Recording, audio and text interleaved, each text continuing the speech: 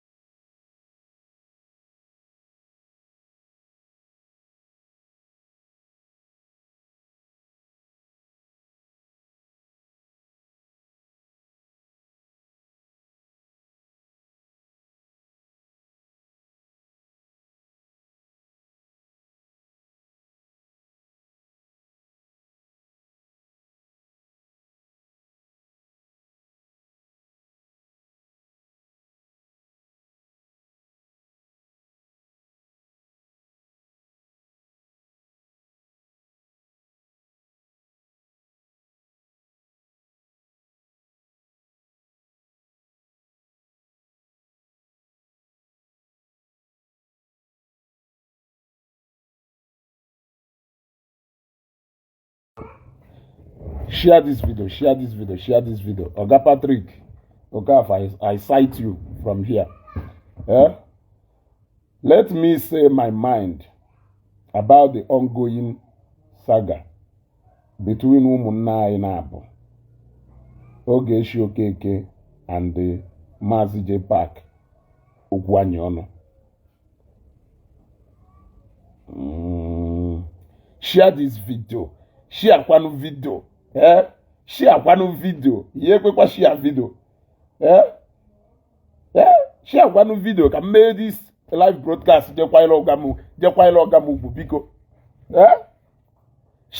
this video. Metwa kana share button. Metwa kana share button.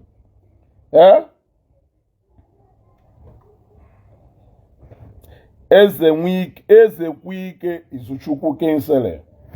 Yes, we are mourning Senator Ifeanyi Ubah the best way we can. You other go. Ayaya mourn but we are mourning him the best way we can. You other go. So, metwaka na share button.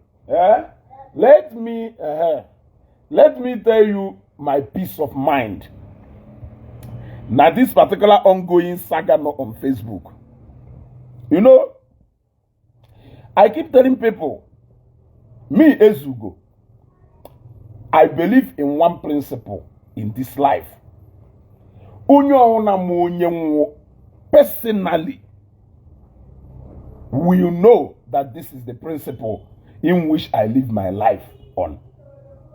If the error is from my side,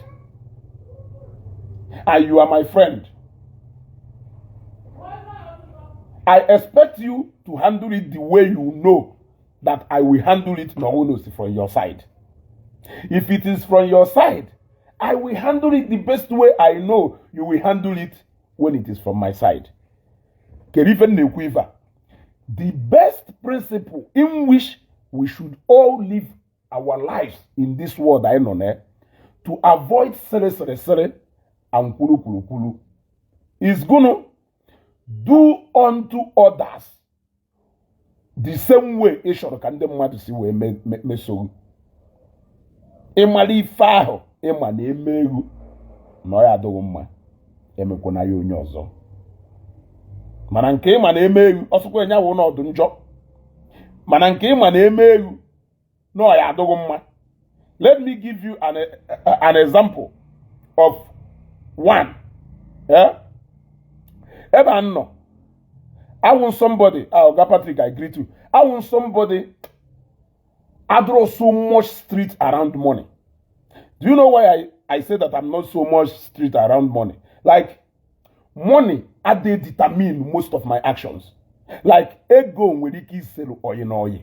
But I can tell you categorically clear that if you are my friend and you are my very good friend, oye sinati ike na ife du n'ego eselu mụ na especially the commitment you see from my side. For example, na mo gbara ego mbibi 1 million as a friend of mine. I wee fail ịkwụ that 1 million. I have a lot of things I can put into consideration.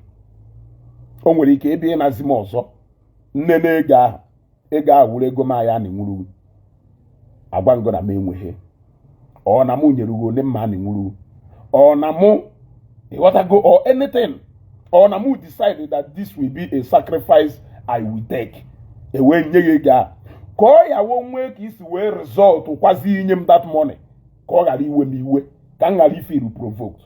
In other words, I can tell you that if you are my friend, it will be difficult for ego ịma na ego na-esere oyi na oyi ka o sere mụ na okwu. I have proven it beyond every reasonable doubt. Yes, I have proven it beyond every reasonable doubt, even to people who cannot reciprocate that gesture.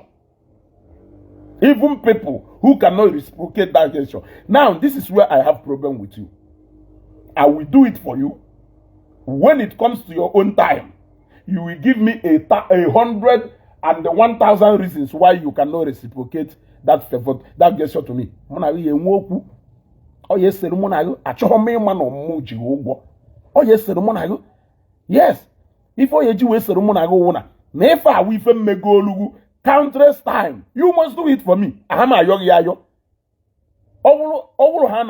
Genuinely that I cannot meet up or that I have failed in that obligation.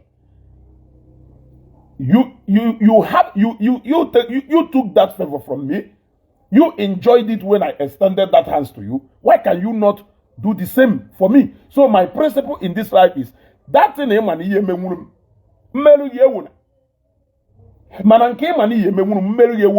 because now man so simply put, my principle in this life is do to others how you will want others to do unto you. Chineke no n'eluigwe ma na ife ọnwụ na mmerụ mmadụ mama amụma mee na mama ahụma mee ọnwụ na onye ọzọ mee m datin ana m echeta nke mmerụ mmadụ wee worie wee neghara anya nke mmadụ merụ m. Anyị ma na ya draw perfect in this life. So ịmanụ that area isi wee do weak, let that be the area you tolerate most n'ebe ndị mmadụ nọ. Ọ draw difficult. Life is simple.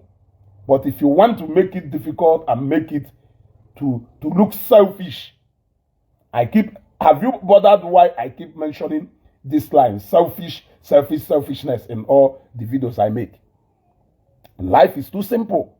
If you know the area you are weak the most, if you know that area of your life you are working day and night to make sure that need fix it here, let that area be the place you tolerate people the most. That is the only way you can show that they understand very well that you are weak along this area.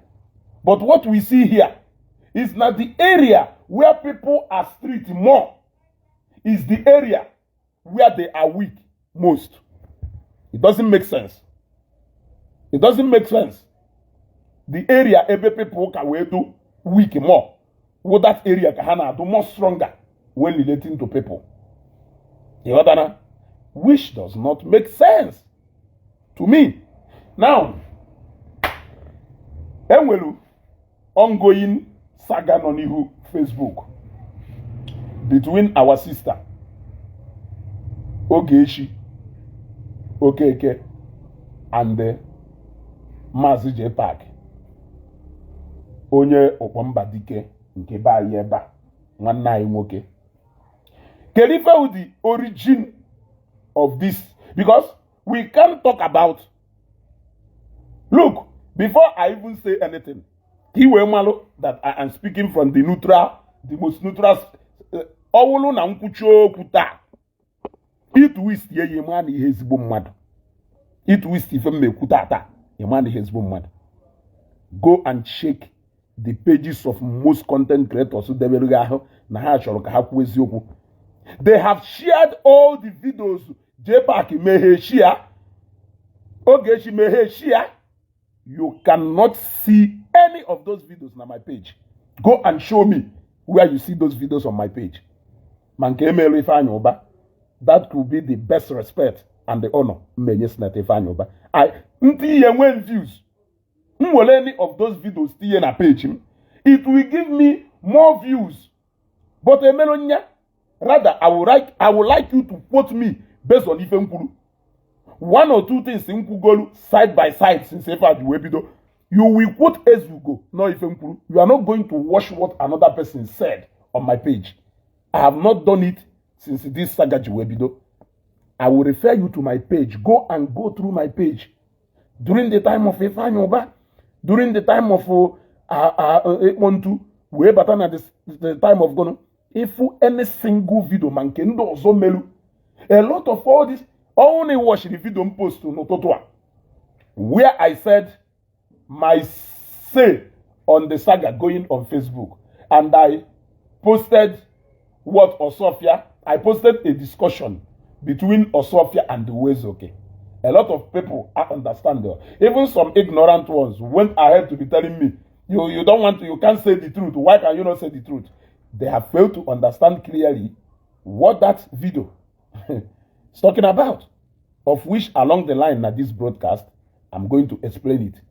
So, let me make it clear to you, to know that I have not in any way benefited in terms of views, in terms of comments, or in terms of anything, because of this thing. So when I share my opinion, you should know that it is my honest opinion. Let us trace back to the things that triggered what is happening on Facebook today, so that you will ask yourself, am I truly being truthful in judging this thing, or am I being emotionally driven into this? Is it my hatred for Mr. A that is driving me into maintaining a position I have taken in this particular program? Is it because of my interest in Mr. B that has pushed me into maintaining a position that doesn't represent the fact? These are the questions I want you to ask yourself this morning. Now, my own analysis. You must not take it. You must not take it. If you fail to take it, Number one, according to Ogechi, let me start with her as a ladies first. Ogechi complained that, but before I go on, let me tell you my regret in all this. My most regret in all this is that people do independent from these two people are being dragged into this saga. And by mentioning people who do independent from this saga, I am not excluding Papa Ogechi Nwolawu. That is the mistake people keep making. My regret is that Senator Patrick Ifeanyi Uba of blessed memory was driven into it. Seaman Global was driven into it. Papa Ogechi, Professor Papa Ogechi, was driven into it. Do not miss this. If you keep missing that, you are not a good person. You are not a good person. What people say about Ogechi personally, and what people say about Jpac personally, or what people say about Umunye Jpac, because she brought herself into it. She could have maintained absolute calm and quietness without coming into it. So she brought herself into it. So I am not going to exonerate her from this thing. She is part of the saga. But Papa Ogechi, Seaman, Ifeanyi Uba, and others, those are my regrets in all this. Let me go back again to where I was before. According to Ogechi, Ogechi said na if I would body no be a long time, n'ebe Jpac no. Na obulo obosi nwata wufulu ogulu akwụ ka na apia yetari kama na obosi owufulu mmiri. O wesi na papa enwuru. Somebody called me last night. I don't know who that lady is, but that lady na alụ na either UK or America ka that lady no. Mana ike gwụrụ ike gwụchasịchalụ because of series of activities in where yesterday. The other go, I came back from Imo State. I went straight to Ifeanyi Oba's house. From there, I came back and I joined my Omunna. So it was too hectic. And still, when I got back home, I still ran a program. Adun week in Boborum. So the lady was telling me the crime committed in the Iwopota video and picture Papa Ogechi. Saying na any nurse or anybody not in that medical profession made that thing nobodo you. Na enweta na ya na pay license here. No onye have committed a very heavy crime. No onye have committed a very heavy crime. This is what people are not understanding. I am stating the part of Ogechi. I will still go to position of Jpac. Then I actually consider. Then we look for a way forward. Ogechi we say e we woput no Jpac we woputa papa ye. Meanwhile, she tap ife kwuru at first. E mari ife ya we mego ya dogo mma. Emena yo onye ozo. When you live your life in this principle, nke ahụ ya we me mmadụ dogo mma. Emeghe you won't feel pained because na ma na ife ani ife na eme. You won't feel pained. You only feel pained no one emeghe ife ma na ihe many mmadụ. You got to go. And let us come out from all this joke of Stop mocking God. You are mocking God. You people are making mocking God to be the order of the day. Let us stop that. We want to put a picture of Papa. Tieni hu akwụkwọ. Wolu Papa nwụrụ anwụ. Saga. He's a family man. He has wife, he has children, he has relatives, he has extended family and the partners, colleagues. A Wolupic share in that state on a hospital. Saga. Who released that picture? For what reason can you release that picture? Why is it that no Ogechi Ejihake post to picture of Papa on a hospital bed? But Ngumwa Wonye a member of the family, you decided to release that video. It doesn't matter the time, Omelu. And a tiri mad if in a fridge for 10 years. The highest thing we can preach is forgiveness. Yes, the only preaching native grudges is forgiveness. But retaliating, no, you are not helping the matter. I must have to tell you the truth. You are not helping the matter. The only preaching national up would the preaching of forgiveness. But you trying to evil fuel by yenoko in a me he escalate yoku more. And that will take me when I analyze the video or Sofiana Uwezuke. He will face some interest of some people in this matter. Ogechi where we were that na Jpac marry this thing then we dey marry in a fridge. Ezoku na along the line because of one way or the other their path cross.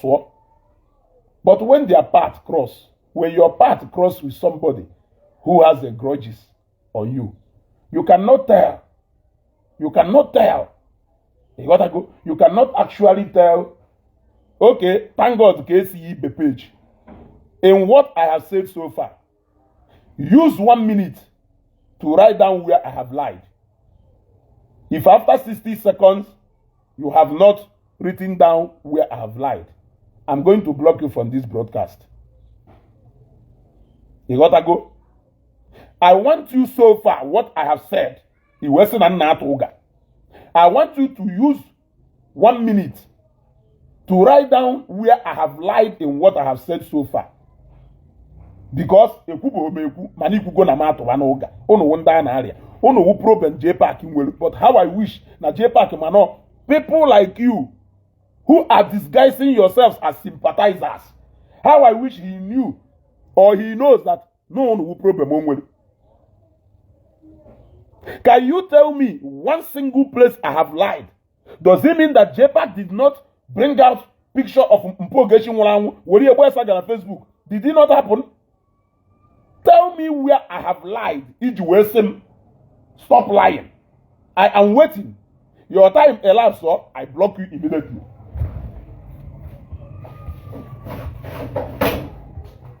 Kanku onwe m ikuku na ndene pa ezi mmadụ ohi na n'una ịmụkata fuel ike akwụrụ ọtọ gwụ na ezi ime ohi n'obodo a.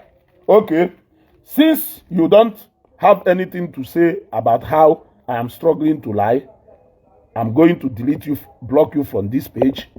Have a nice day. Let us continue. You gotta go. Now, that one aga. Odowakwa.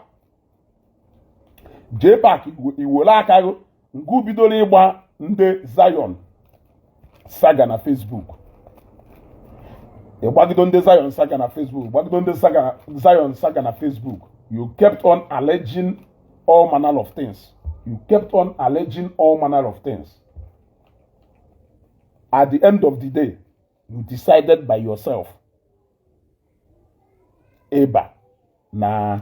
Why is it now that Ogechi is telling us about the release of the picture? As a Jude Ike. The reason you hated Ogechi today is still because of the things that happened 1 year, 2 years, 3 years, 4, 5 years ago. I'm reminding you now. I hope I'm reminding you now. The reason why you still hate Ogechi today is because of what happened more than 3 years ago. That is still the reason most of you, 80% of haters Ogechi today, is because of what happened in the past.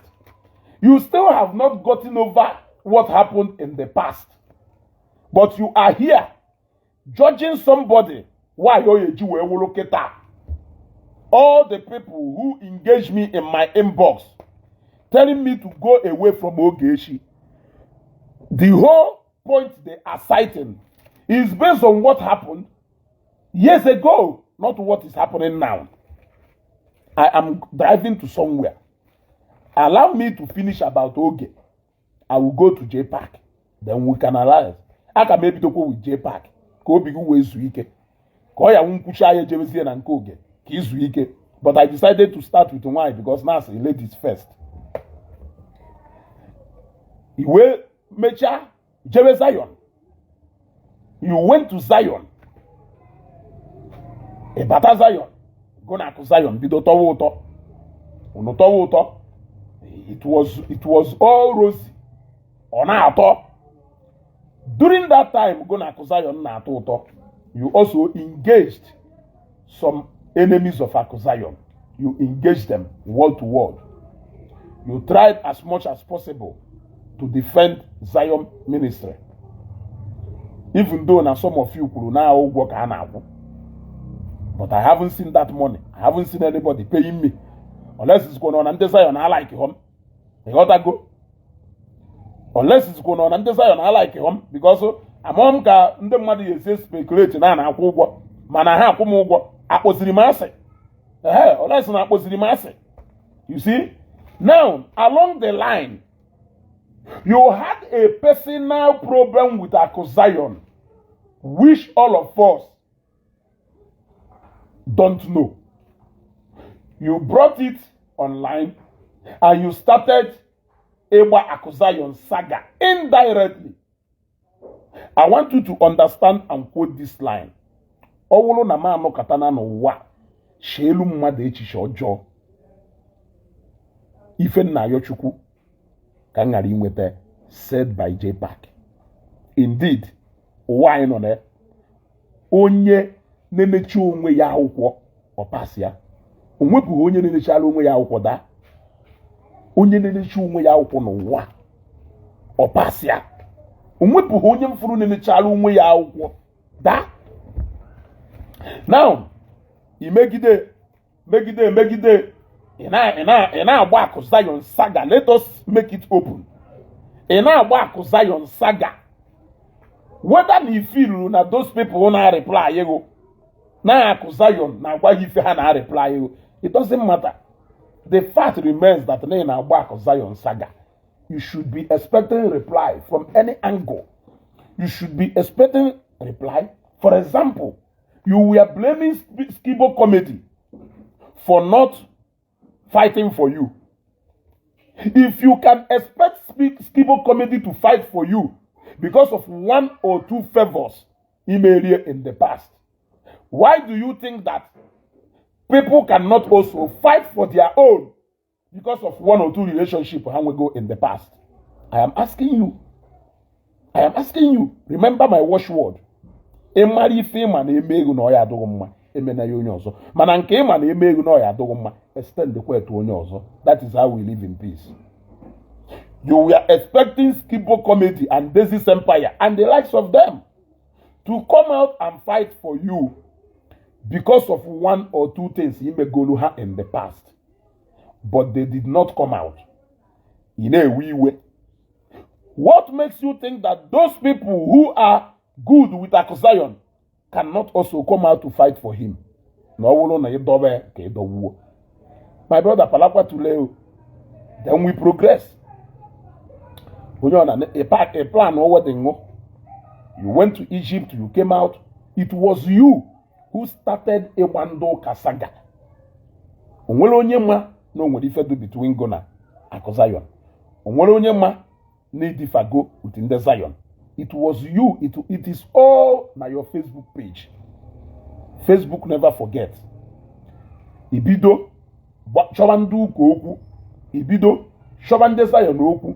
Ibido Shoba Akosayon Oku. The only crime in the Zion committed against you were replying to you according to what you said.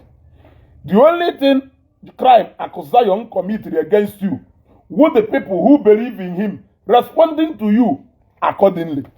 The only crime Ndoka committed against you were by responding to you according to what you said against them. Remember, you are the first person who sparked up the action before the reaction keep coming.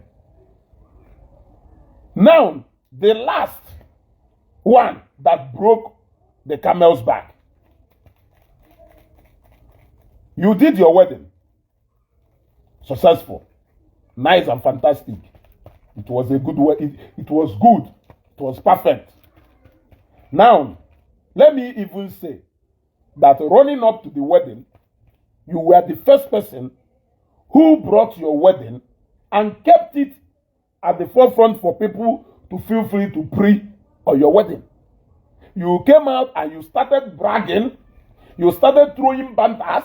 You started challenging people with that wedding. I did my wedding, no.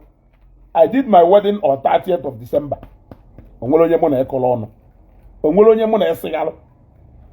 Yes.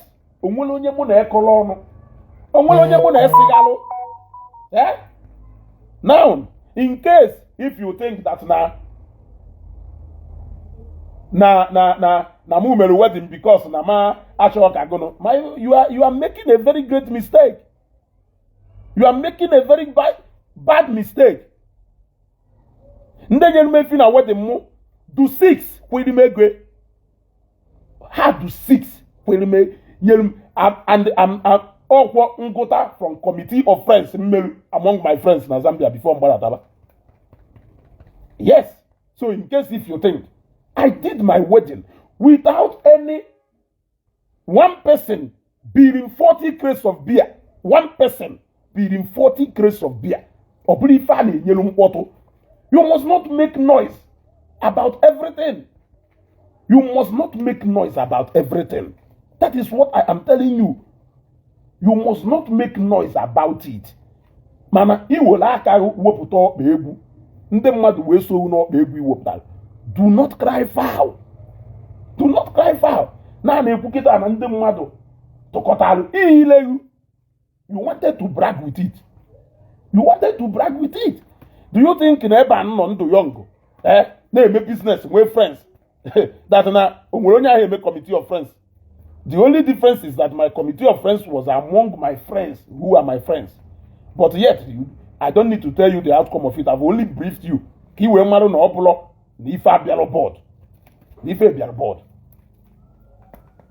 want to go? But did I allow you to have privilege and honor,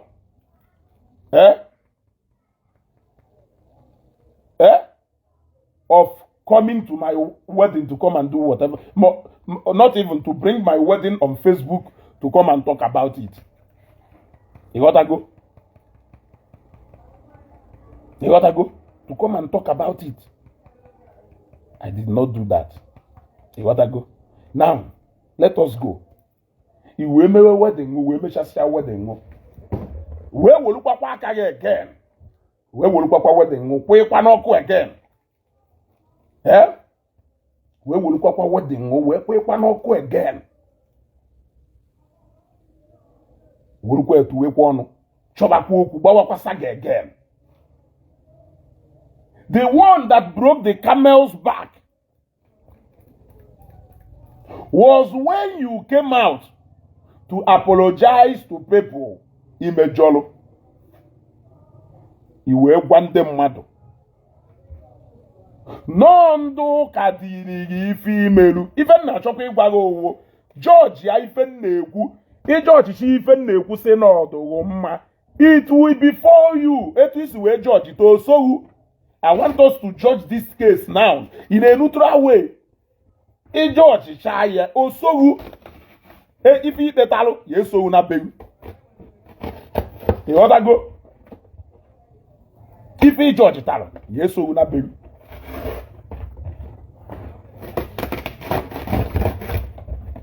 He will be young bagalo. When no lebe in a young bagalo, Macanes and na ugo. N'enugo nwanyị nụcha nwanyị na akpuo na ịchọ ọsọ ịgba saga. It was a very good decision. You gotta go. It was a very good decision. It was fantastic. In fact, one of the best decisions you have taken so far. Does that really represent the fact of what is happening? The answer is no. You went to apologize to onye obodo. You were onye obodo. Nondoka diri female.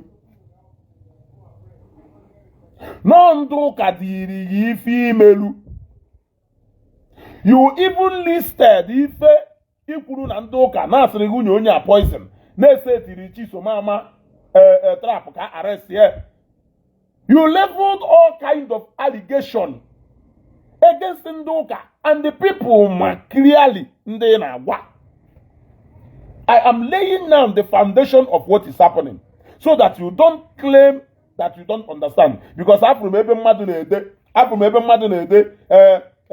Jpac want to wed. They thought that he's not going to have a successful wedding. Jpac wedded and he went to China and he did this. That's why they are fighting him. He was onyase and Chineke ya akpọghọ ọkụ maka ịma họ.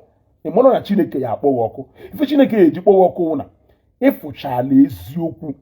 Decide ya ka ikpube eziokwu isi na ana because of your interest of onye ihe etiri na onye ịkpọrọ asị. Ndị ịkpọrọ asị na ndị like it. You want to go? It's not even as if you even truly like Jpac.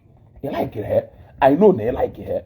It's just that now when only paint two people evil, or those two people now you will support the lesser evil according to Ntwisi for her against the one they consider not now the bigger evil. You want to go? You want to go? Success and health with nation. I will allow you to write one comment again before I block you. I will allow you to write one comment again before I block you. In case if you don't know. If you write that comment again, I will block you. If you write that comment again, I will block you. Every day, put an email broadcasting. Ijiko we introduce onye na page, introduce onye na content creator nka, introduce onye na oga nka. Ogi ife sinaka mu weje Zambia is almost 15 people that are all doing fine.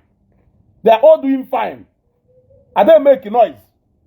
They don't owe you anything. Do they owe you anything? The answer is no. Must they all enter the same pit with you? because you were part of their life struggle and journey? The answer is no. Eh? The broadcast yesterday night was such ridiculous one. In this life, get a friend that have sense. Get a friend that have sense. If you have a friend that doesn't have sense as your closest ally, you are doomed for life. You are doomed for life. It doomed completely for life.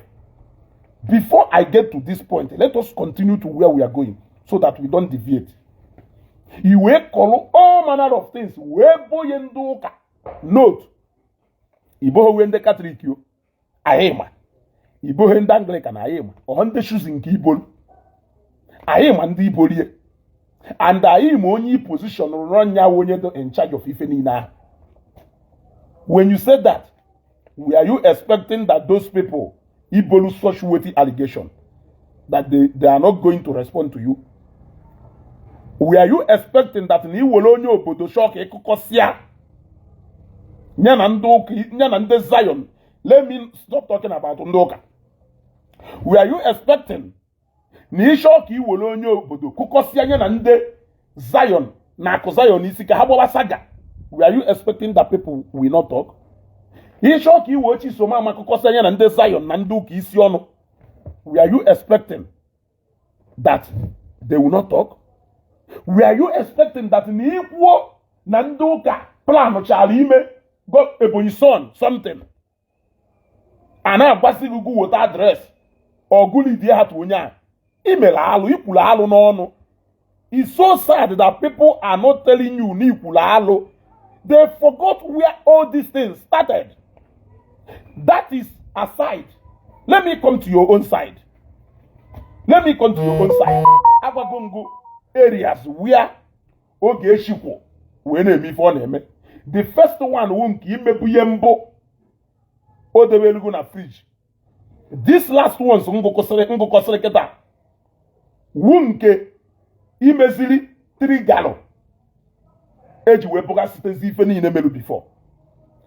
According to Ogechi and the Ife do before me and you, which you are trying to disregard. Ife we finish. Now, according to Jpac, nka we for na kowagase no ife na way iwe. No because the truth of the matter is that I have waited to know exactly what is the problem of Jpac. Keri ife melu iji we no kata si na ndu ka melu nka. Esere na no juolu. He decides here na isho si ka mmadu na yusu. Okay, fine. It shows like a man to use you. What is the next thing you are supposed to do? You walk away. Before you walk away, was there any day Ndoka no Katalo made video about you without Ngwa ime video first about them? Isere na de yu anyoko ni imelu wedding. On executive we meho wedding. Kerife batara attention nde mmadu ji we bia na your wedding. Isere ni je China. And then we are not going to China. No, I could put you.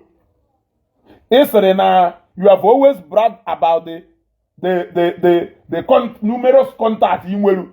You are the one who is dragging all those Opolomon and Apo. So I have studied about all these 2 things. I can't really place my hand. But I will give the comment section 3 minutes. Other things. But within that 3 minutes, I will want some people in the comment section now to tell me exactly if a Jpac is selling.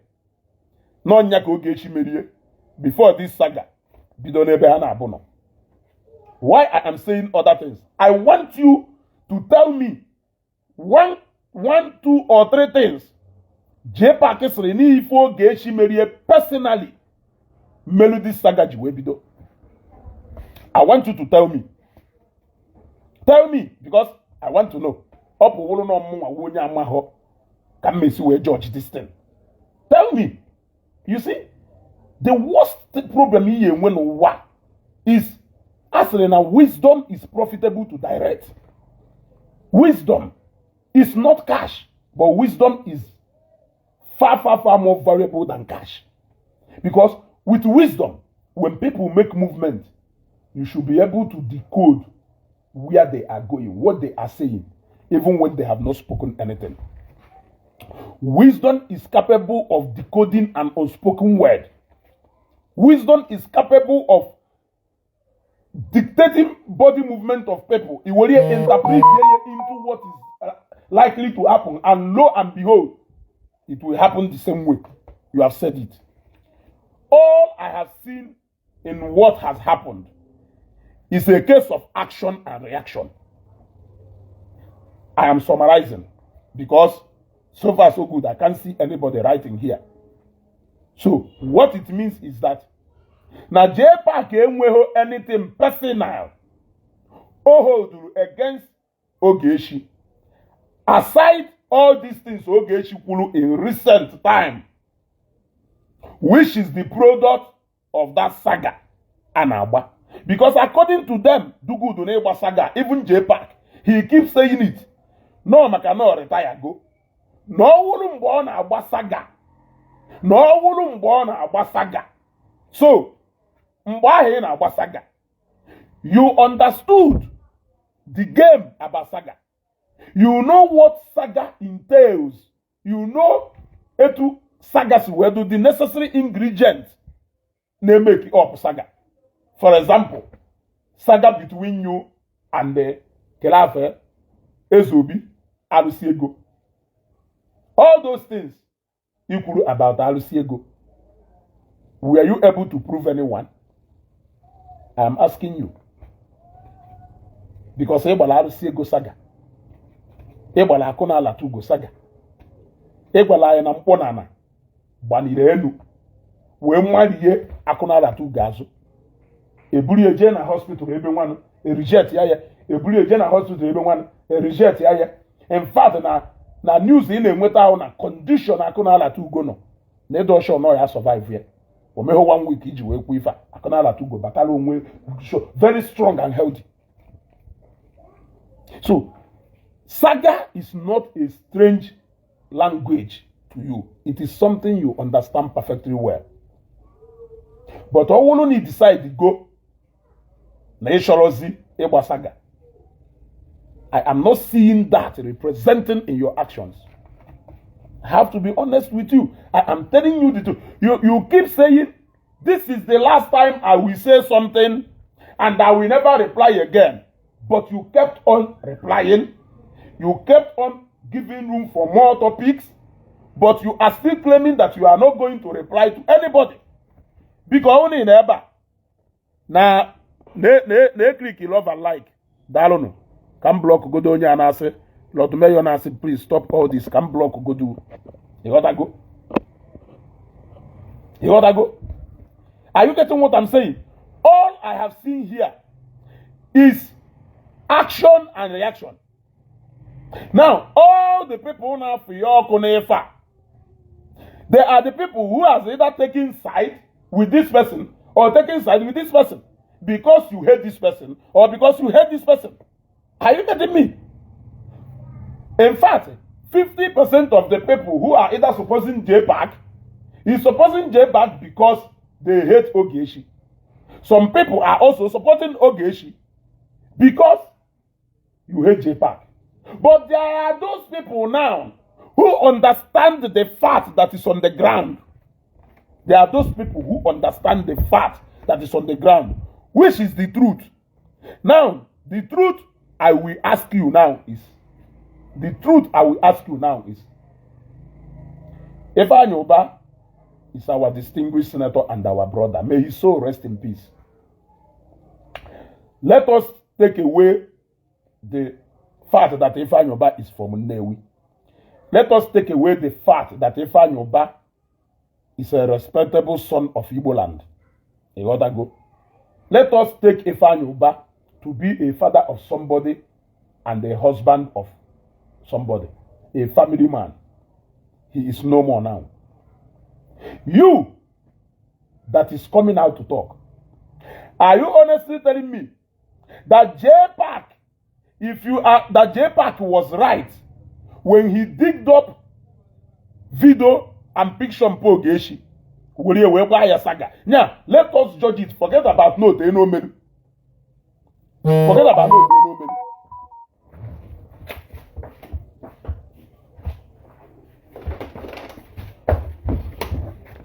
Forget about no, they know me. Are you telling me that na Jpac is right by digging up picture of Ogechi nwanwu canon na mortuary Igbo? Saga. Openly not wrong. What it means is that no Ogechi ijikwa Siratefa Yoba wegba Jpac saga. Not wrong. But if you are saying na Jpac to justified by what he did, you are indirectly justifying again what Ogechi did. I don't know if you are getting what I'm saying. These are two people who go down one. The other one happened when the Onya had the fresh, and this one happened. That is why in say. Now my regret in all this is that people who are independent from Ifa Neme now have to drag into this mess. That is the only regret so far. That is the only regret. The people, and by talking about people, I also talk about Papa Ogechi. Papa Ogechi. Okay, Bright Onwebu. Let's say one Senator Patrick Ifanyoba.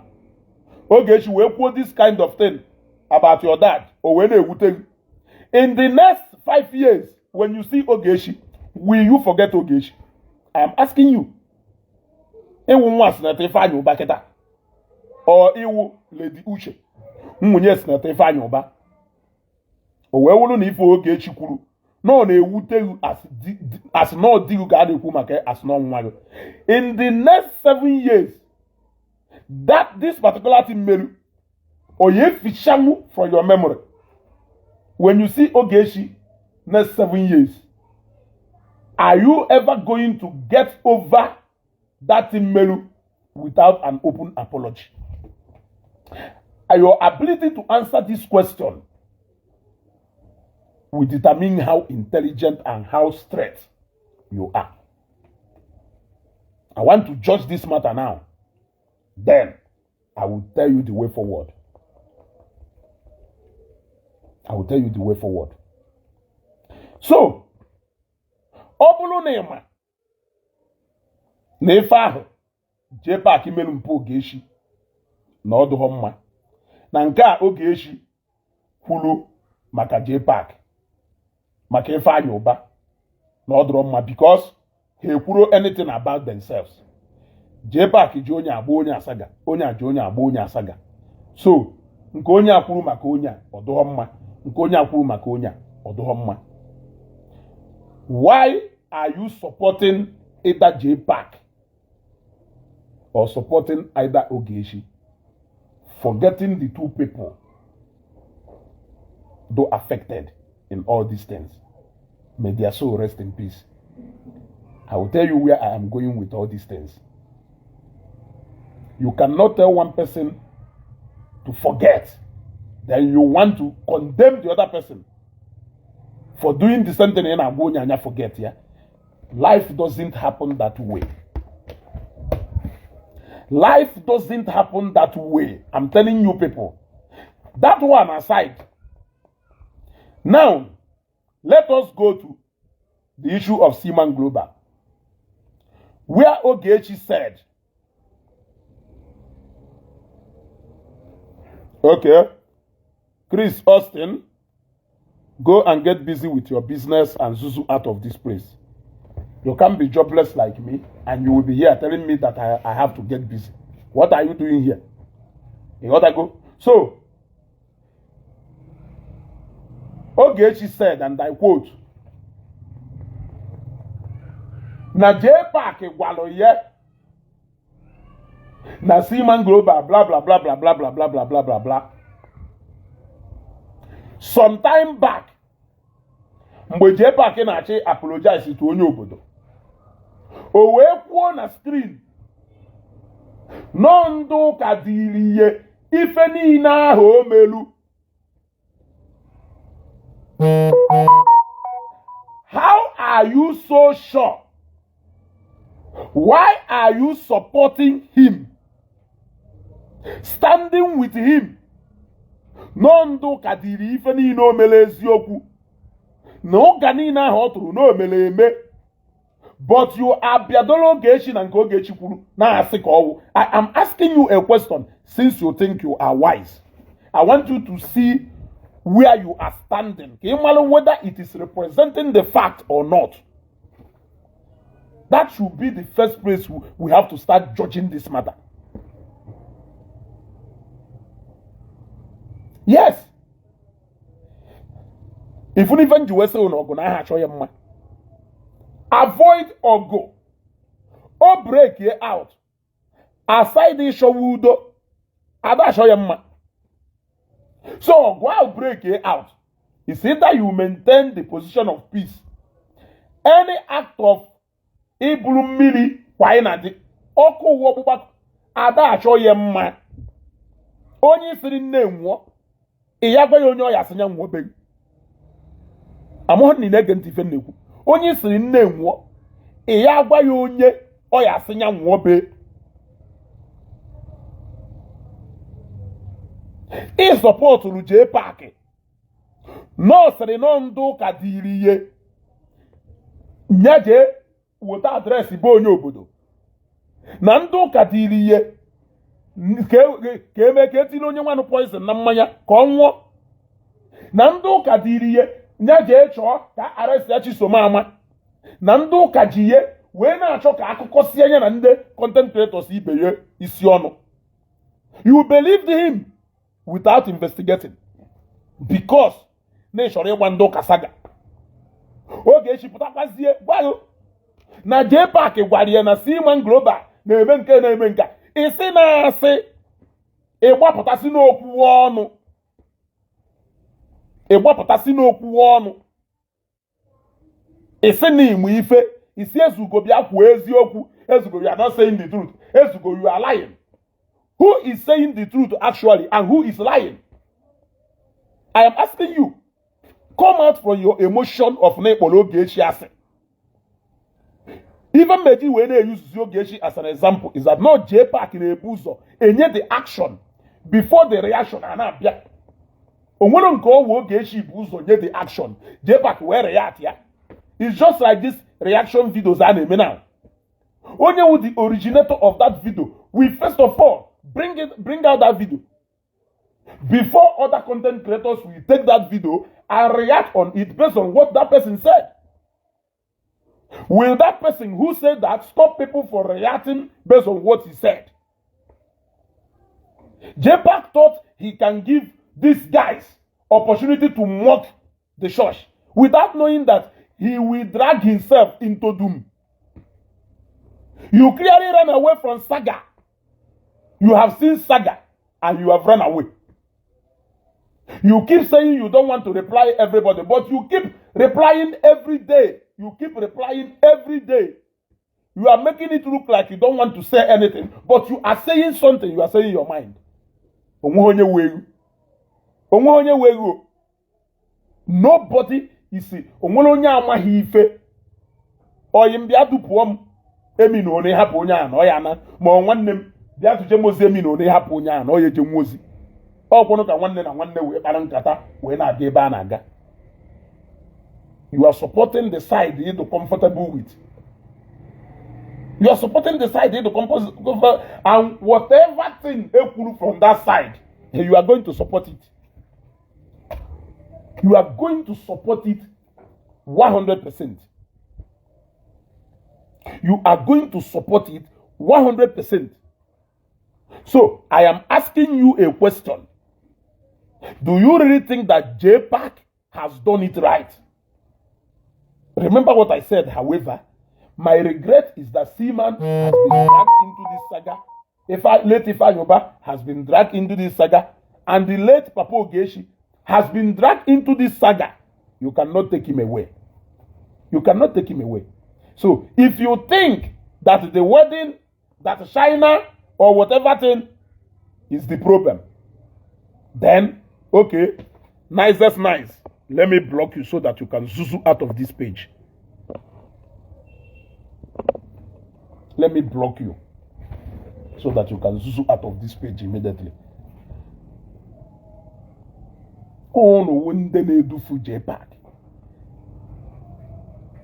You keep crying around, but you have committed the worst.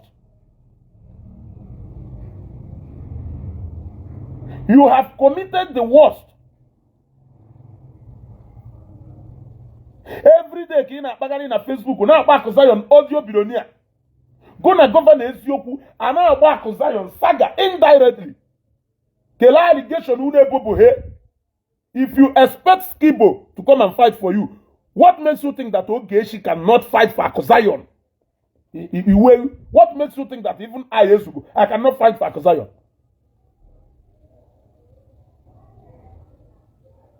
I am asking you a question. This house is my house.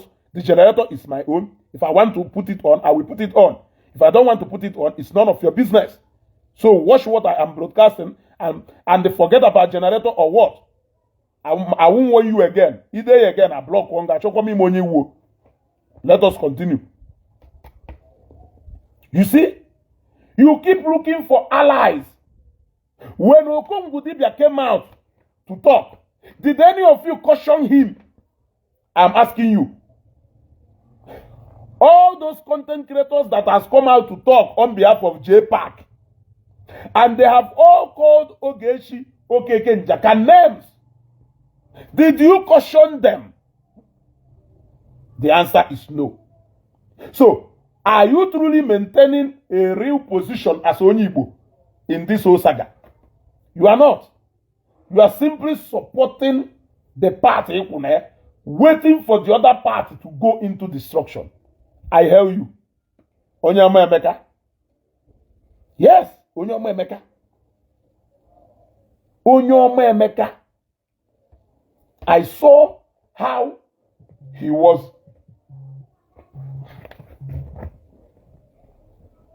Hello, sir. I got Patrick. Okay, sir. Okay, sir. Oga Patrick in online. Gavaniru, sir. As you go, I want people and then I will hear nothing. Yesterday night I watched on Jpac or Bele. Oh, one lady come up now the live broadcast. That lady is a very nice and yeah, or somebody my here Kobu. And the word just honor in between. Or what on your side? You understand me? And they don't want to listen to that lady. You see? If you nobody wants to actually keep put that in how I talk meet that in happier. Move on. The lady no na ham na ham Jpac Siena.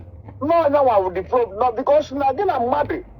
I wanna get a mother outdoors na ma. What could that person move on with your life?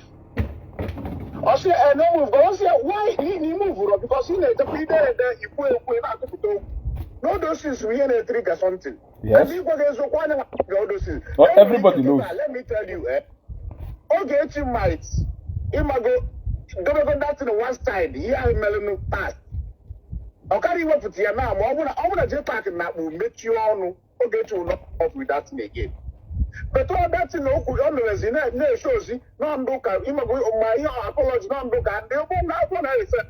What I know, I refer now to Zion no gate because I have to all here on our phone. Even my during the time as Nana and no good. And always on where cigar be choy kunu. Even on that west the very heavy. Taking yes you after a life in the last and no cast the kitchen somebody poison. Abba. I'm beginning when I just when Oku and I sleep in a sleep one yono. Over putting it over questioning 9 yono. Over putting the keep was hidden. Yeah, but public, you know. In on a public almost some words. Igana a junior you're not it's like I called Ogechi in email where always someone on a possible Yotago, which is what he said me here. Only in Malayan Madagonia, Neha, Metaria.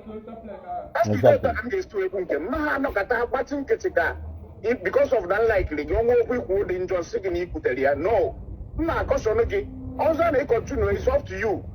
But Makosonogi, singing Ikuteria, I don't like it. And I want to move further in the comment section. I don't agree with you on this. Yes. Yes? Yes. Yeah. So.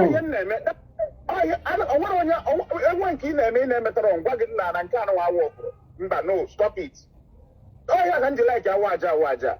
Waja is a somebody the only able majority. Man, the majority have one of people get 100 years. It's already 20 years, they matured. Waja, the very mature. One of people are Waja now that to prove all of your benefit because someone that's they always each jeopardize his reputation. He always avoid the area because so is a man. What can I want to have here?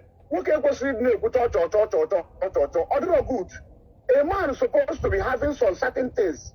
They keep in a very any put you one. And then again, you know, mother, not the man, that they put so people on the back.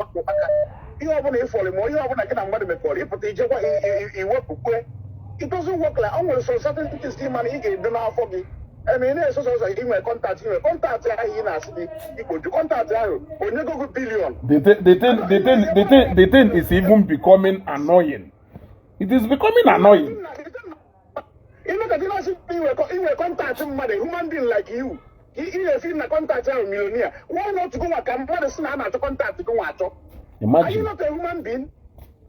No, no, they will contact you. Will contact you? They can contact you. If an animal, you go Mox. It's not a customer. If you contact me now, but they cannot trade one naira, 2 naira. That is nonsense. Well, contact you and make your money, not you. We're not brag. We're not see it. I bet you push you a bit of oh, yeah, no, I'll be a bido, but I won't know we and I could say that. Now, does money over and all way? That is how it's supposed to be. Exactly. Because you on Iraq, we maybe pack your way. Now look at what is happening. And tomorrow he cannot commit for more. Every day, God can pass you. Or pass it to I respond to what from before Passere or send away for me. They cannot pass you. I'm not governor. I'm going to go to inside, which number. But no one always cause when the caution on the only new I know that the governor is going to caution inside. But of course on China, and you're a man, try to be a man in certain areas. So when he got report, you probably really report room. Wouldn't matter you wake him out. Then I won't get a China, but you booked you last year. Well, give it again. I'm getting the work over any negative work. Always so certain things you can hold. And yeah, because of what I'm going to mother say, now when I talk on your zone, no, on so far another phone and always keep us because you know now we keep preaching so. Oh, yeah, but there's certain things you do, you keep praying on yourself. What do you need in the corner? Wala. And the very nine you I try to what a change in now. One hearing na governor court kita if no those things na pata e one you will work na ona ademma kita no we to get drag bandung la drag right here so ka drag now okay now this man da ko maka na ga ni fa yuba na newi kesa sell everywhere no owo ko na owo be yan pata fuko obia address that video owo no address that video man because of no get you go one na ka na so ka onye ona face so when the main particular one na cause commotion we keep with obagala onye address that video address no nya kan address re fro hancha ni neba you only one address but none of them one on food address that kid only one just don't be like that no worry you because of no another person could if we come and cash we na dey find you back ozbo na see kedu remember say here and then you are the work with us, we under money, we pass around the money. Ogechi kwuru like not because of that hatred, but I don't assume Ogechi will be correct. But all because can the hatred is ready. After Ogechi, even now also for some time. He told me we have with us. You only always hear 16 and the Malama. He can't be calling names or I don't like it. Because all he could do, all he was a swoop or he may be seen the Maradona. But I want to put them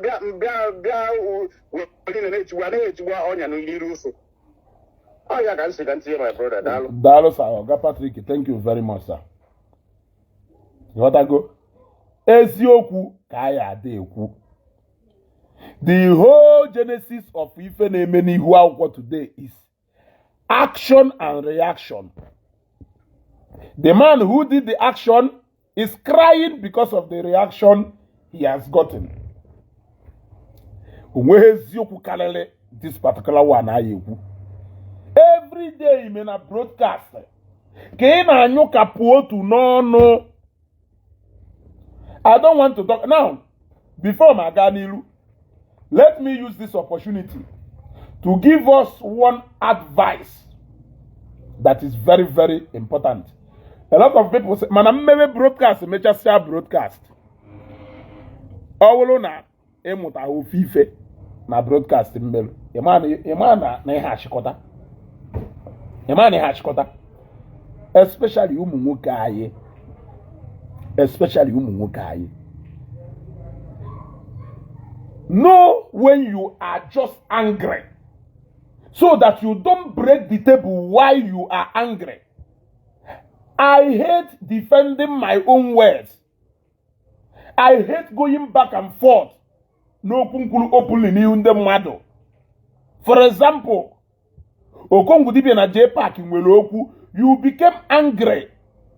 You came on a live program.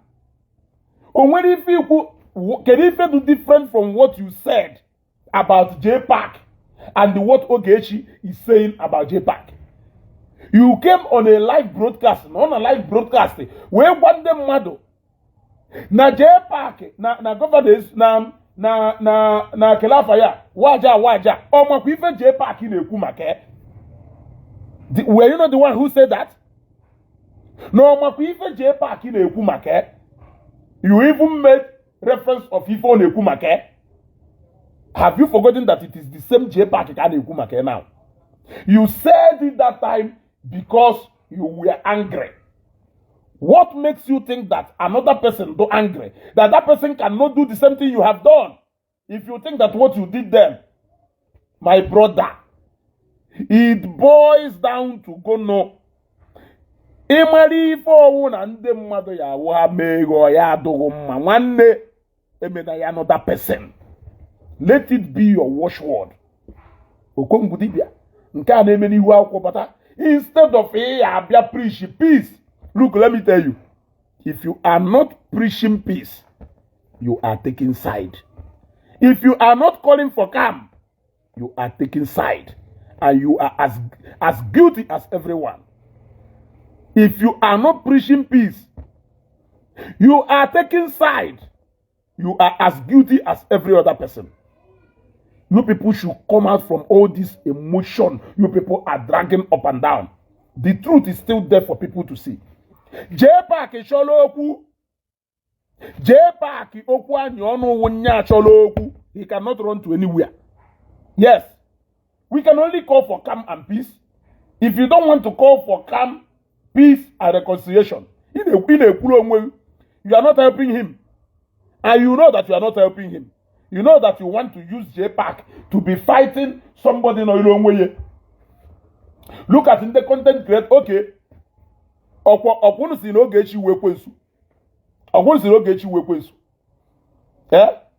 Okwunu si no Ogechi wekwensu. Mgbe play shalo. Mgbe Seaman Global watchalo na phone. Ogechi we play share that video. Did you see her reaction? Did you see the mood Ogechi Banime? Did you see that? I could see it when I was watching that video. I could see it. Okwoma Nedobi. After Seaman Global spoke, Now, this is the man that was talked about, not you. Imasha na ịchọrọ ka udodo. Imasha your interest n'okwu a na-aga. Imasha your interest na this saga na-aga. Imasha. Imasha ye. Nigeria gist. And I'm deny ye. I stand with Ogechi. And I'm deny ye. If Rebel they deny ye. I have told you my regret. My regret is just the people who are being dragged into it. Otherwise, I stand with Ogechi. You can as well stand with anybody. But the only thing I'm telling you is that it's either we talk about peace. It's either we talk about peace or you go and sit down and enjoy the show while it lasts. It's either you talk about peace and reconciliation or you go and sit down and watch the show while it lasts. But you can never blackmail anybody into believing that no wunyaka do perfect. You are lying. Seaman Global wonya follow afaye na this scandal. You are I'm sure no one if I knew bad today. If I knew bad could still have handled this issue in a different way, do different from me seeing a kupusinana. I'm sure no one has not if I knew bad today. He will still handle this issue the same way Seaman Global handled it. Yes, he will still do so. Now, after listening to the call Seaman Global made to the program, Ogechi became emotional.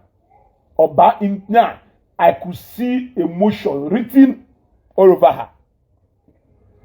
You are still saying, Ogechi is heartless. Name even Eputa inoluna boya akuna. Inoluna boya afa. Inoluna na yafa. Or respond to you. Esen Ogechi donka. You are sick here. You are not okay. I'm telling you, you are not okay. Eh? Look at how Seaman Global entertained two parts and preach for peace.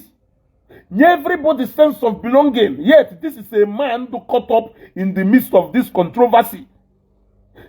When I listened to the voice note, even though that they were expecting to do saga with the man, but the man came and played a very intelligent role. Yes, he played a very intelligent role.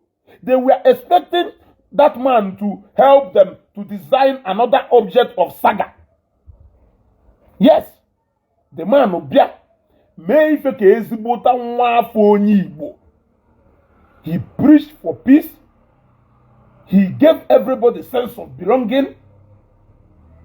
And he asked people, they forgot in that Ifedima, no Gwaloha, that they should look for how they are going to bring peace among the two parties.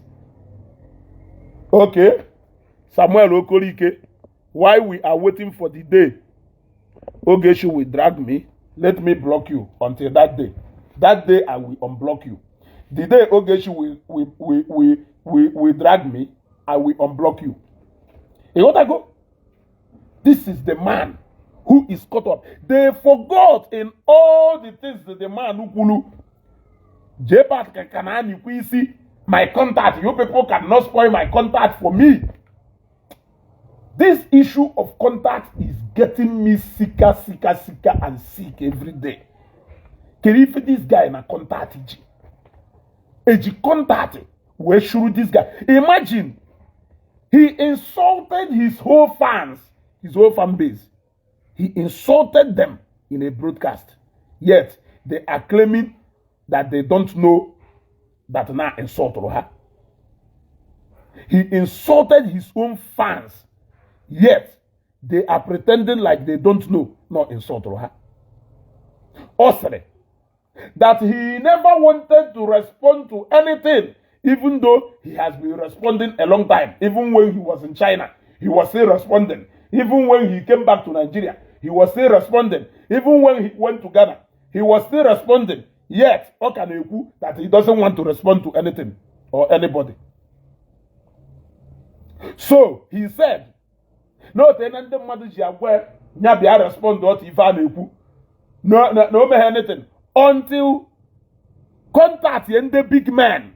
Where you was here? Na Jpac nke no wayo. Not Kokefa and Wezioko. So the rest of the family on Facebook, and they are nobody until those big men who contact here started talking. That was actually when he deemed it fit to come out, according to him. Because according to him, broadcast to Omeru yesterday would the only reply Onyegolu since Ifa Jebe. I am asking you, according to him, this reply onye yesterday would the only reply Onyegolu since Ifa Jebe. Onyebo reply. Eh? Since Ifa Jebe. Yes, I will say family. In saga, nobody is right and nobody is wrong. Even the two parties are sure we the other person go away you way. But what is right and what is wrong is the reaction that resulted to that saga. That is why all na agba saga bacha saga. E she get back to ife course of saga. Je dozie ye onya with a result to opening na ekuru. Ono do ka mmadụ na-abụ nụrụ ọgụ. Ọ na ha nụrụ ọgụ n'ụcha ọgụ. Ijere ekwu maka ọgụ ha nụrụ. Hapụzi ije settle ife result to ha n'ọgụ. Ha ka ya nụkwa ọzọ. They will still fight again. The other go. They may still fight again in a different location, different from ebe ha nụrụ nke ha nụrụ. Ọ karị ihe etu a. So he never wanted to respond, even though he has been responding until his big man.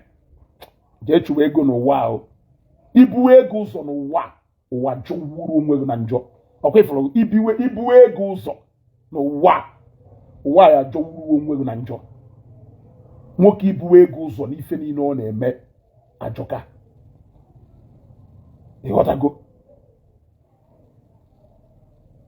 ịghọtago nwoke ibu ego ụzọ n'ife ọ na-eme ajọka ibu ego ụzọ. You will always be battling with your own words and actions. Just look at. You are always battling with your words and actions. All those people when I say, ride on, ride on, ride on. I keep saying it.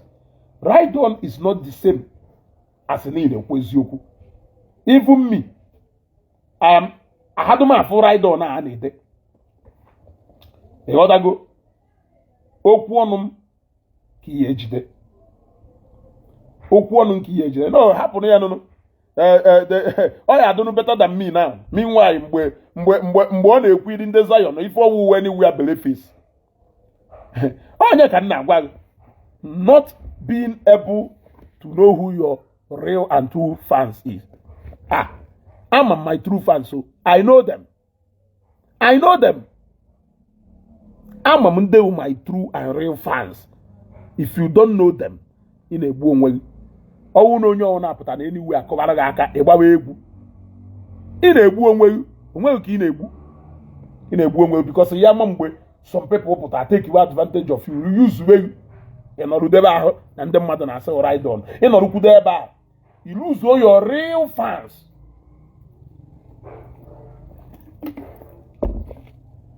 It is not every ovation he celebrate. Or everyone he celebrate. You gotta go because you will first of all determine nde na akuru egwu. Okay, if any ibekwe agreed, you can now zoom out from this page. Pop boys and ofia. Unrepentant mukoko. Very unrepentant and notorious. Or if you know. Do any ne kona do ko kampiri so isi. He will not tell himself the truth. This one has swallow go. What anya wunye to konye na gwa Jpac efa. Do unto others how you want others to do unto you. Otherwise, what you sow is what you reap. What you have sowed is what you are reaping today. What you sowed in the past is what you are reaping today. Who says I'm going to pity you? I cannot pity you. If I want to do anything, it is to call for peace. But then I say, go and caution this person. Go and caution this person. Ka Jpac na governor Ezioku na-eme program yesterday. Mmadụ one n'ime unu na caution ha. Ana m ajụ gị ajụjụ. Ana m ajụ gị ajụjụ. Okay, guru ezi Igbo. Jpac's current problem with Jpac, Ogechi current problem with Jpac is Akuzion and not her papa. Jpac's current problem with Ogechi is still Akuzion and not Ifanyoba or Seaman. Ikwetago now. Ikwetago. Because everybody who responds in this video without supporting him, he seems to attribute that person to somebody defending Akuzion. Skibo comedy spoke. It's not because of Akuzion. Tell yourself the truth, brother. Tell yourself the truth. Igwe nwere eziokwu. Eziokwu ahụ ịgbara onwe wunyawo eziokwu iji wepụ. Nke ị na-agbagharị ebe ahụ ịjọsụ na-agbagharị ya agwa mmadụ ife na-eweghị iwe. Ya agwa mmadụ ife na-eweghị iwe. Onye ọ na m iwe buru gị n'obi. Mmadụ ife tiri gaziri ye o ji wee se gị iwe ahụ. Ọsọ mmadụ nwere ike iburu gị iwe n'obi for 1 year. O nwezi ife ime na the second year. O tiri ga ya onye ahụ wee werie wee se gị ibu ahụ dị n'obi gị. Ngụnwawu an outsider na wash. It is not in your place. Except if you don't want to say the truth. Jpac wunye achọla okwu. If you don't want to tell him the truth, then you just want to be enjoying the saga. Meanwhile, ịma na ife a na-apịa 100-0. Yeah? Okwu n'ile ọnụ na nke ikpeazụ a. Ọ chọrọ ka Skibo comedy bịa support onye. Ọ chọrọ ka Skibo comedy bịa support onye. Ọsọ ngụ onye nwa ka isi defend your contact. Ana m ajụ gị ajụjụ. Ọsọ ngụ onye nwa ka isi defend your contact. Ị nwere your own contact. Contact niile ahụ ị nwere. Ọ from some people ka isi wee mara ha. Isi na Skibo wuturu you ka o si wee mara Akuzion. Si turu you wee mara Seaman Global. Contact niile ahụ ị nwere. Ọ through people ka isi wee mara ha and they became your contact. So why iji wee chọọ ka Skibo comedy hapụ contact nke ye? Wee bịa please ye wee mebie contact nke. Ana m ajụ gị ajụjụ. You just want to control everybody. You want to be in control of this social media space. Run away from Governor Ezioku. He's not a good friend to you. I must tell you. He is shining with you. On a use your ignorance. Will go say people how wise he is. Ishokweta, Ichekweta na. Hama agwagye ko weworo. On a use your ignorance. Will go say people how wise he is. People are beginning to see him as your counselor. People are beginning to see him as your guardian. People are beginning to see him with a man without mistake. Always guarding you with a lot of mistakes. You are not wise enough to see this. He is celebrating and preying on your ignorance, using it to be building his own profile. You want to go? Using it to be building his own profile. Oh, if you ever want to pretend like you want peace to reign in all this, you will first of all go back to the root cause of all these things. But ndị omenala bụ ụzọ eziokwu na ọnwụ bụ ụzọ okwu asị na ọnwụ teamulu up behind Jpac. Yes, Emeka Emmanuel Pius, we are coming to the part where we will talk about peace. Yes, but remember, if you talk about peace without talking about what took away the peace, we may not actually get to that part where we celebrate peace. Keroye defa. Hapu guru ne overstretch patience na page here, but one day, manaya doba, can happy here for now. You gotta go.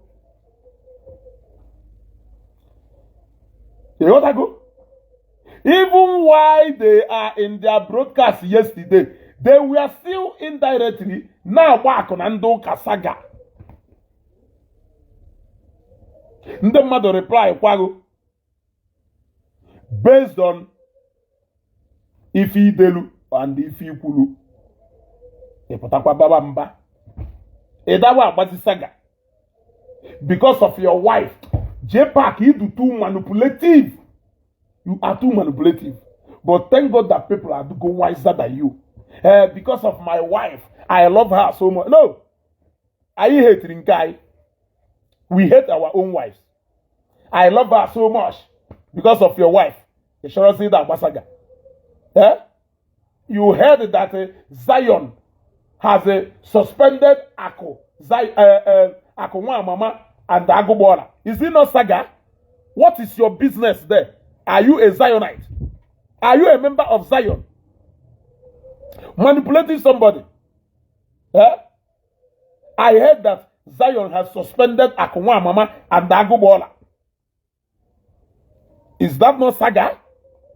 Did it ever happen? The answer is no. You brought it and pasted it on your page so that people can come and laugh at Zion. Man, how about saga? How about saga? How about saga? How about saga? Nondo kasiri ife ni melu on your own accord. How about saga? But you have ended up making a Kelafaya, a Bonison, making Onyogodo, making Chisomama, making Anchanine, a Posasrafa, poisoning their mind against Ndoka again. But it's about saga. It's about saga. Munye upota, nde munye odogwu, na nde na America. Ụtụtụ ọwụ na ha na-alụ ọlụ, a na-alụ ọlụ. Ọ bụ onye na-agwa gị agbazi na saga. Ọ bụ onye na-agwa gị agbazi na saga. Onye na-agba saga na-agwa gị agbazi na saga. Ife onye chọkọfụ. I am not pitying you one bit. Ngwayo na nna epiti you. Mana nna atụ ụga. My only regret still remains Papa Ogechi so that if I know ba, see man go back. Yes. That is my only regret. But I don't feel pity for you. One bit. One bit. It's very bad. In case if you don't know. It's very bad and too manipulative. You can carefully manipulate two people. All these people they defend they go. All these people they defend they go. They know the truth. They know the truth. They know the truth. Hasa gonna hammer the truth. A man a fan out uga. Kongu Dibia came out and said all manner of things. Is it because it is Ogechi saying this? Is it because Waja was wise enough to manage the situation? Is it because of that? If you maybe perhaps if you stop gossiping as a man, it will also help you. That is another advice I will be giving you today. If you stop gossiping as a man, it will help you. You talk too much. In a kokosindemadision too much. WhatsApp group webo on an air. Teroke na wo. Ida he bubuta chat in the mother eba. I won't mad in eBay. Na kokosision. I won't mad in eBay. Na kokosision.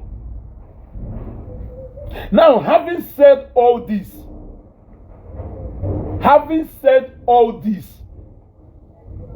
in the voice of Seaman Global, we can now pursue peace. We can now call for calm. We can now beg for the hatchet to be buried. For those who truly want peace, not for those who are playing hide and seek behind saga, but claiming that they want peace. So, if you truly want peace, cease from saying anything about what is happening from now henceforth. If you truly want peace, you made a video yesterday and you said this will be your last time of ever coming to talk about this issue. If I should recall, that is more like the 4th or the 5th time you have ever said that. The Osh comedy Who says it? If he's a nice guy to you, what is my business? Are you me? Are me you? Are we? Eh? If he is a nice guy to you, do I have any problem with you? Are we dragging it? We are not dragging it. You got to go? Now, if truly that no emotional game can play, I am happy that this time around, people have shown you that emotion do not work in this particular issue, because all might receive woto.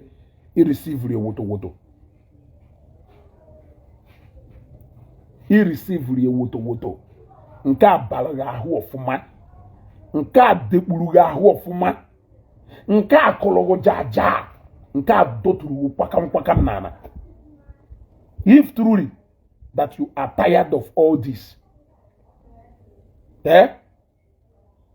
stop making any video henceforth. Let's stop making any video henceforth so that we can bring this matter to rest. If truly that you want peace, you are the one who threw the first stone. You should also be the first one to see fire. You are the one who cast the first stone. So you should also be the first person to retreat. Do that, and all these things will end. I have said it. But I will never stop blaming Jpac. Yes. You want to entertain Matthias and his cohort. That is what you were waiting for. That is what you were waiting for. You came out to be the Babande no ilongwe saga. Accusation.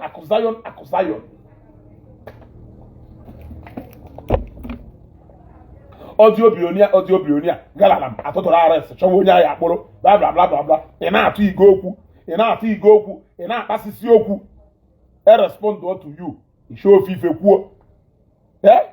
Opole, how are you, Butel? I am very fine. Where are you going, Butel? I am going to the market. Ana majoga ajuju. Kelu ki esisi tie nwati ife si ebe na akwa.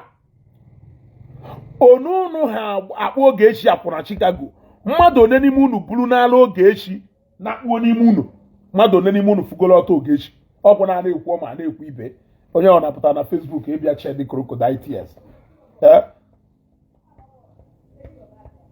Onye ọ na-apụta na Facebook. Kelu a blogger nọ na Facebook. Ago na ali humiliate ye ife humiliate golu Ogechi Okeke njaka. Call that person for me. O wi bia na iba n'okwu nya na Jpac eputakwa imekwa video cover ya ọnụ. I cover ya ọnụ reply kwa to you kokwa ngụ ọnụ. I kọrọ ya ọkọgwarụkwa. Yes. I kọrọ ya ọnụ ọkọgwarụkwa. Ma bịa sikpebelu n'ikpe. Ebe ọwụ ngụ bụ ụzọ wee kọ ya ọnụ. Ka Seaman Global melu video. Ogechi, kedu ife Ogechi melu? He made another video acknowledging Seaman Global. Ndị mmadụ na-eme ụdị video a Seaman Global kwuru, okwu a Seaman Global kwuru. Ụdị okwu a ka ngụnwa na-ekwu sinsi. Okwu a wee ka na-arị nga wee luo ebe olulu. Yet, this is one of the actual people I say now how victims in all these things. He came out and he spoke like Onyibo. I want to echiche the big men na diche from echiche ndị obere onye dokai. Odoka asị na nna atụga.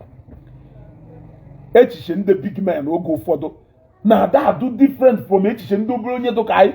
Ndị obere onye dokai na that do more vindictive in nature. A big man pụta ọ na-achụ udo. Obele onye ya wokoto okwu onye kpọ big man a na-ekogharị kesi ebe niile ifu nnukwu ọga ahụ ịma na ikoto okwu ịkpọ ya nyenwa anaghị agbafelu from okwu na ụka na-achọkwa udodo ngụnwa ya wụ ikota kesi kpọọ ya ị na-akpagharị ije na-ekogharị kesi onye gwa ahụ na ndị ọga na ha na-achọrọ kesi ha ya eko eko ịghọtago ebe ha lụgolu n'ụwa ife ha na-achọsi iwu ebe ha ya anọrụ peacefully enjoy ego ha kpatagolu ọ na ịdụ ha wee.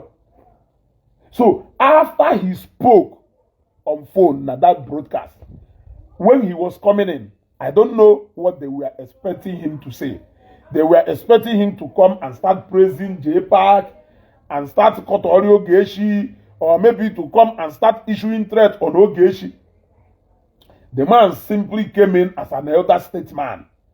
Even the way that man was Ogechi do so emotional when I watched that video. I watched that video. This video Ogechi na watch every 5 this morning no live. That video no live. Because I watched on that video on almost every 5 this morning if I'm not mistaken. Or live for the FA. Alisa. Anamajo. That video no live.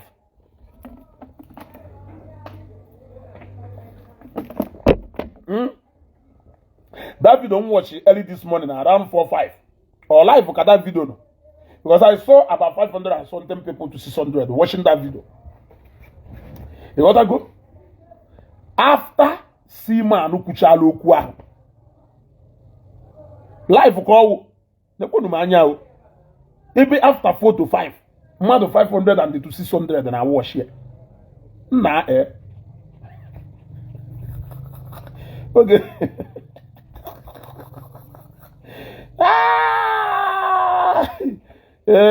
Okay. She dey do Olumba. I don't have job. I want you to go to Abuja and the Port Harcourt and discuss with your fellow CEOs like Kretu Betoha and Zuzu out of this page so that poor people like us will have peace. Okay. Alex Banks, jobless fellow, CEO. Yeah. Seaman Energy, Seaman Global.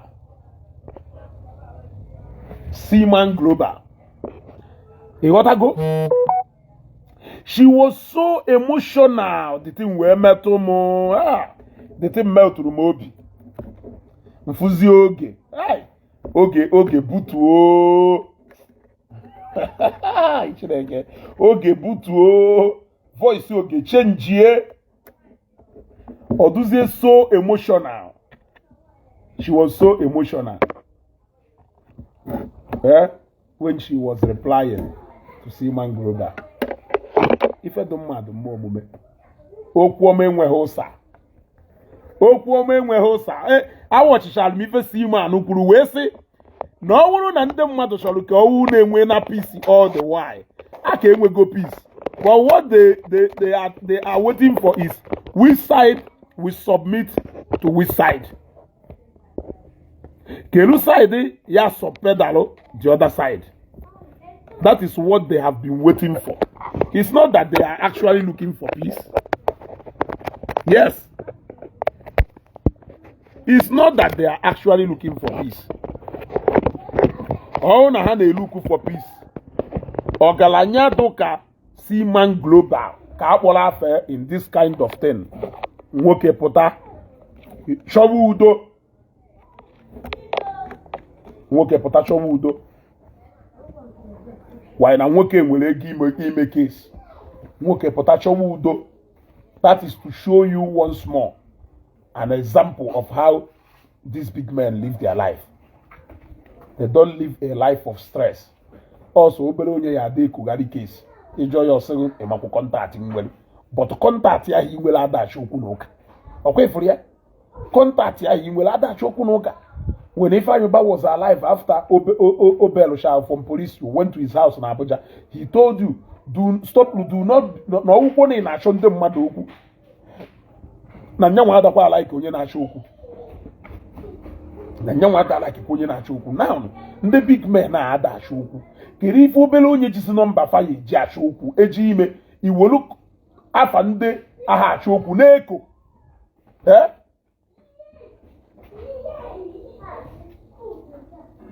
Kiri ife ihe eji wee wolu. Therefore, I don't like Jpac on this issue. Ogechi is disgracing herself. But Jpac is not disgracing himself. You just don't like Ogechi. You just don't like Jpac. But Ogechi is disgracing herself. And Jpac is not disgracing himself. Good Igbo, I'm asking you. Jpac had to disgrace your way. Because you hated Ogechi. Good Ogechi na Azana. Good Ogechi na Azana na no money. Nyako J disgrace your way. But it just like her. Why can't you say Jpac and Ogechi, they are disgracing themselves? Why can't you say that? Why can't you say that Jpac and Ogechi they disgrace you with her? I am asking you. It will even be better if you maintain that both of them wrong. Rather than coming to say you don't like this person, but only can they disgrace you with, or no brought the same exchange of words. Eh? Jpac committed the highest crime. Una yekwu eziokwu. Ọkụ ime si ife na-ewute m owu na mpụtakwa asị ngụ onye enu si n'oji ọfọ. Onye ana si n'oji ọfọ. Onye ọwụna wee ezigbote onye eziokwu kere onye na-atụzi ụga. Ụzọ mmadụ ten ịkpọpụtara ha ten na-ekwubada eziokwu. Ma na-enwekwa ndị na-atụ ụga n'ime ha. Kere ndị dị ife a na-atụ ụga n'ime fa. A lot of bloggers and they take advantage of that situation. When you na blog na about engagement na their page, Jpac are busy na recruit ndị ya ekwurie. Mana onye kwuzie from the other side. Or say na ifela ahụ emeghị na support nwanyị. Ana ma support nwanyị, nwunye gị ọhọ nwanyị, nne gị ọhọ nwanyị. Afụrụ m onye nke delu comment sị m na nna support nwanyị.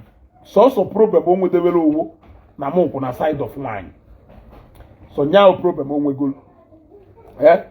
But Jpac achọghị ya okwu mgbe ọ sịrị na anyị dịrị ihe ife o ji eme because anyị ka ọ na-akpọ. Ọ bụla anyị ka ọ na-akpọ. Ọnwụ na ọ na-akpọ ndị ụka on the Zion. Thank you very much. People who live in glass house don't throw stones. Ejighị gbagbo onye ọcha. Ibiri na glass house tutu ishe. Ịmanịsh ọka amarịsịcha nke you. So, crying for emotion and attracting sympathy, it cannot really help you in all these things. Doing the right thing will help you.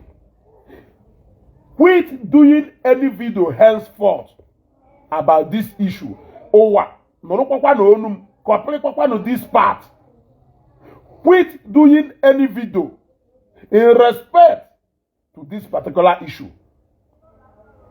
Jekwana Association of Southeast Content Creators Gwafabiko na ịchọrọsi ka onye ọrụ na meelugu video gbasalu this matter na-aga n'iru akwụkwọ so that this matter will be put to rest.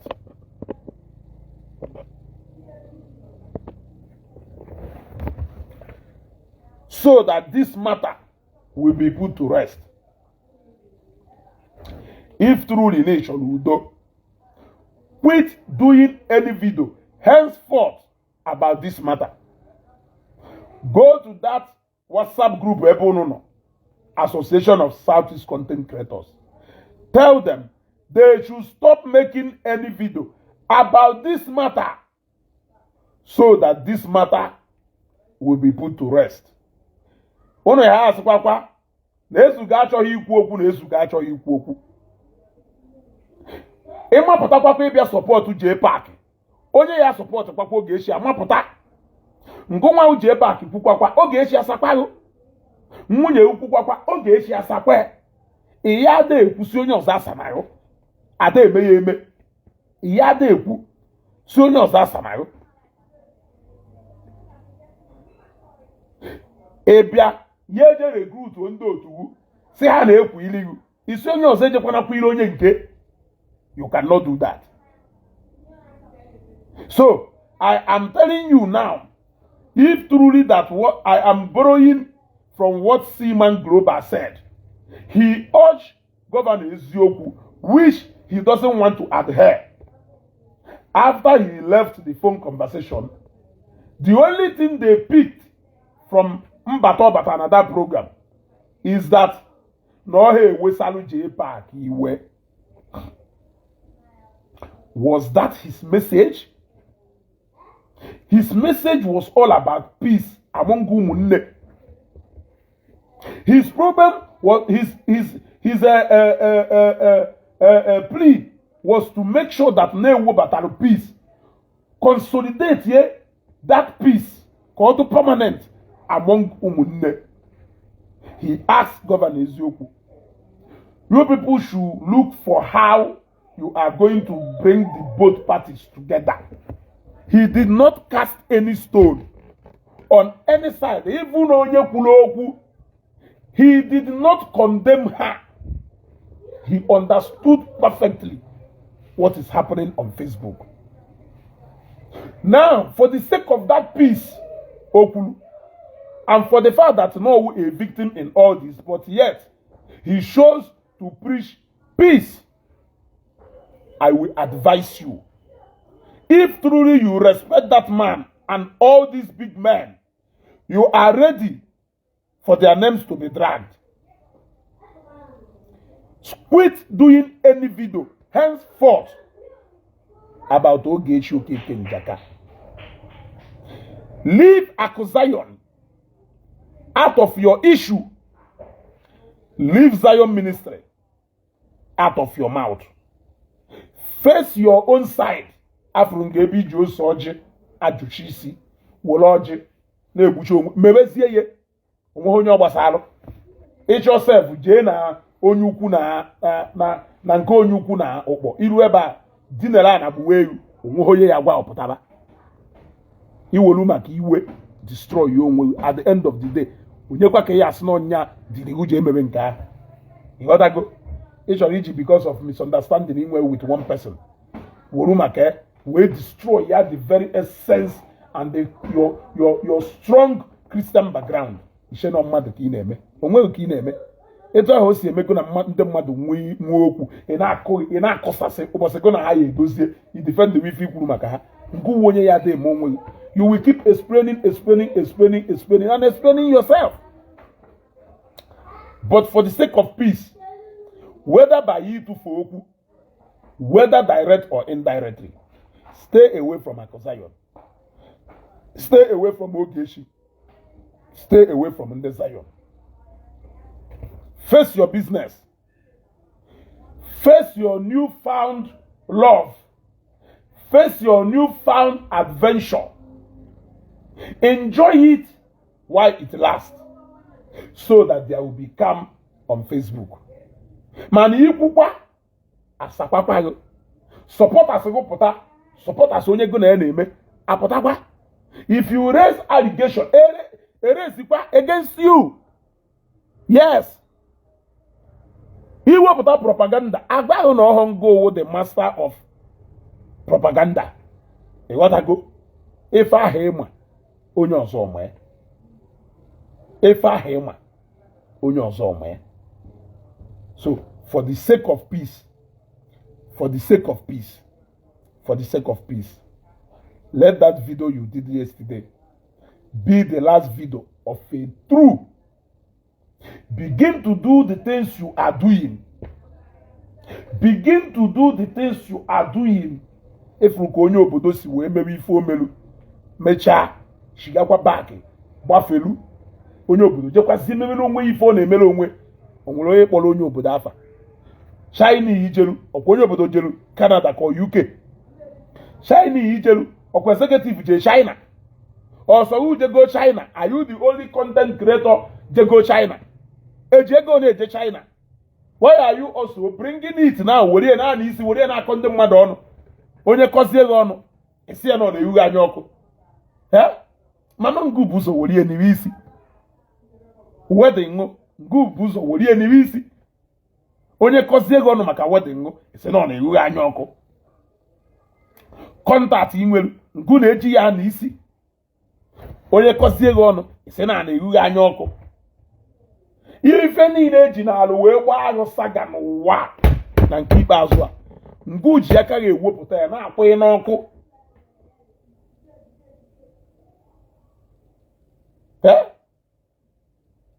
ọ na wee ike ụmụnụ na maghị egota nri nriri nsịkwazie ngụ nwa na-ewu ebega esi na nna ewu anya ọkụ ya sị na nna ewu anya ọkụ nna m ịkọrọ m ọnụ ụbịam mụ nwa kọkwa gị ọnụ na saịdị ebe ị nọ so na ọnwụ na ịkwadoro onwe gị mgbe ahụ idelu afụrụ m mgbe ibu ụzọ dị you are going to somewhere on a business trip nje na comment section onwe onye kọrọ gị ọnụ ife nna afọ owu ndị na-asị safe journey boss Jpac where are you going onwere onye kọrọ gị ọnụ but the moment ị ruru China bido na ha che na mụ na ha na level m akarịgo ebe level fanọ na even na ebe akịta ahụ for business no ndị mana ha ebe ha na onwe ebe ha lụrugwu kedu ife ime respect nwanne alụsị mekarị ile agwaghị osisi eji wee tụọ so imekwa niile na China ha wee sị ka agwaghị na amụkwa osisi eji wee tụọ irigokwa na kontena si ife nke ha na-akụchi steeti na-ebunata ị na ọgwụkwọ na kontena tụwa ọnụ n'ime ego n'ime ekigoro sinsi iji wee bịa China na ego n'ime ekigoro sinsi iji wee bịa China karịrị ego niile ime ekiri na wedding ị na-ewekwakwa isi ma wakwakwa aka ndị mmadụ pụtakwara gị n'ife ikwuru esekwa na na-ehughị anya ọkụ esekwa na na-ehughị anya ọkụ etu ọkwa ka isi wee gwa anyị na the whole họteelụ niile dị na-amụwo ejugo na ụfọdụ bịaziri lọji ya na Nnewi na ha esi Nnewi wee bịa wedding na airline niile ejugo na even British Airways na ndị mmadụ ebukucha na tiketi na Ethiopia ya eju na họteelụ niile dị na Ethiopia juru eju because of wedding ndị mmadụ wee sị ka ha were gị ọnọdụ esi na na-ehughị anya ọkụ onye na-ehughị anya ọkụ it is your word against yourself. It is your word against your own word. Onwere onye na-ehughị anya ọkụ. Onwere onye na-ehughị anya ọkụ. Yes, wolu kele afa ya wee malụ onye obodo. The moment onye obodo pụrụ n'isi okwu, onwere onye na-ejekwa akpọ ya afa. Onye obodo nọ kịta na-emekwala onwe content ya ever since. Onwere onye na-enye ya nsogbu nọ ile onwe ihe. That is what you see when people decide to stay and mind their business. Yes. You cannot be everywhere and expect people to leave you. You are not our father in this social media. You are not even Mark Nwazoka with this social media. So, ikwuo ịma okwu asaghe aya asataghi ọfụma. Ịghọtago? Ikwuo ịma okwu asakwaghi asaghe etiyesi wee ghọta ọfụma. Ọgwụkwona ka ọ ha n'ọnụ.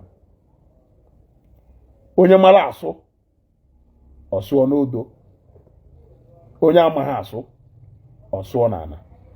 Then ndị sịrị m na mụ ahịkwu eziokwu, I want you people to show me actually what it means that na m adịkwu eziokwu. I think at this point I will have to take my leave. I will have to take my leave. Daalụ nụ ka ụbọchị taa maala anyị mma.